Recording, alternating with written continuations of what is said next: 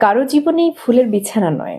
আমাদের জীবনে নানান সময় নানান রকম প্রতিকূলতা আসে এবং তখন আমরা স্বাভাবিকভাবেই কাছের মানুষের শরণাপন্ন হই। সেটা অর্থনৈতিকভাবে সাপোর্ট হোক কিংবা অন্য কোনো সাপোর্টের প্রয়োজনে। কিন্তু দেখা যায় বেশিরভাগ ক্ষেত্রেই আমাদের সেই আপনজনেরা মুখ ফিরিয়ে নেয়। অর্থাৎ আপনার প্রয়োজনে তারা পাশে থাকে না। আর অ্যাজ এ হিউম্যান বিং আমরা তখন কি হয়? ভীষণ রকম আমাদের মন খারাপ হয়। আমরা মন খারাপ করি, কষ্ট পাই।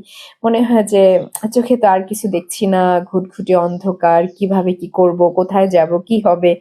ইত্যাদি, ইত্যাদি নানান রকম একটা প্রতিকূলতার সাথে আমাদের অনবরত লড়াই করতে হয়। আর তখন আরো বেশি কষ্ট লাগে যে আমার জীবনের এই কঠিন পরিস্থিতিতে কেন আমি আমার আপনজনকে কাছে পেলাম না। তখন আমরা অনেকেই অভিমান করে সেই সব মানুষদের সাথে সম্পর্কটা বিচ্ছিন্ন করে ফেলি। কথা বলি না বা যোগাযোগ রাখি না, এরকম হয়। তো আমি বলব এটা আমরা করব না।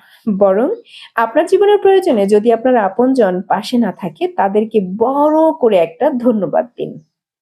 এজন্য ধন্যবাদ দিবেন কারণ আজকে ওই মানুষগুলোর দেয়া আঘাতের কারণেই আপনি আপনাকে ভীষণ রকম শক্তভাবে একজন মানুষ তৈরি করতে পারবেন।